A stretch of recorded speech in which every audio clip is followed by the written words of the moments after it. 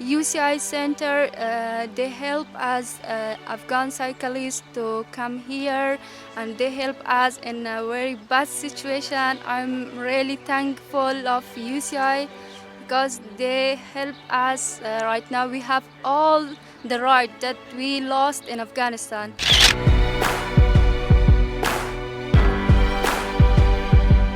Recently there was organization, especially Olympic and also Federation, that they were trying to just change the mentality that women can do cycling and they can do any kind of support. That recently in Tokyo Olympic game we had a woman from the from athletic federation as well. But after Taliban, since they took over Afghanistan, they just banned any kind of support for all the girls, and they said there is no permission for the woman to do any kind of support, and even they threaten federation that if something happened to them, so it is not our fault, it is your fault. So the support was like somehow now for all the women it's banned. When Taliban took our country, me with all my friends leave our country. The situation is right now very bad for the women in Afghanistan. Even the girl cannot go to school, they cannot go to work, and they cannot ride bicycle, never right now.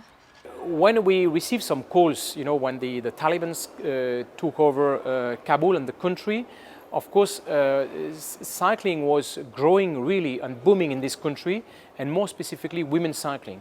But it was not well seen by the Taliban, and so our cyclists were clearly in danger.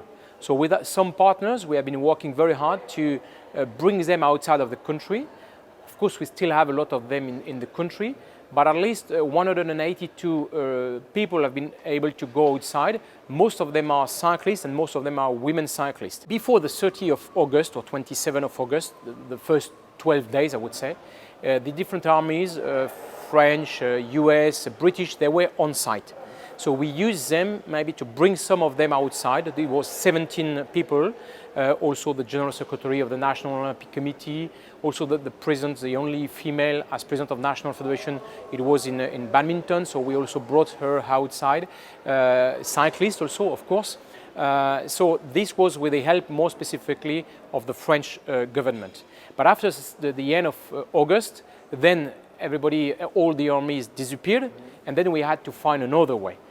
And we brought directly a plane in Afghanistan, and believe me, that was not so easy because nobody else was able to do this.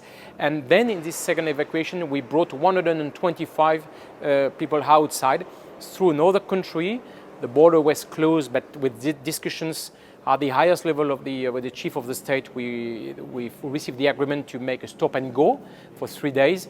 And then after we joined Albania, and from Albania, Switzerland, Canada, and other countries, because then we had to secure the visas. We miss family, and we are worried about our family back in our country, because still it's not secure, and every day there is news of explosion. But at least the only thing that they are happy about is peace, and they are secure. I'm very pleased to tell you that the Afghanistan National Championship for ladies will take place here in a neutral country in Switzerland, and on the 23rd of October, and we hope to have in between 50 and 60 riders at the start. Most of them riders that we brought outside of Afghanistan. So that will be also the opportunity for them, because to meet again. They were together in the evacuation, and some of them went in France, in Italy, in Swiss, or in Canada, or in US. They will be back here for the national championship. I'm so happy when I heard about the Afghan championship that will happen on October in Switzerland.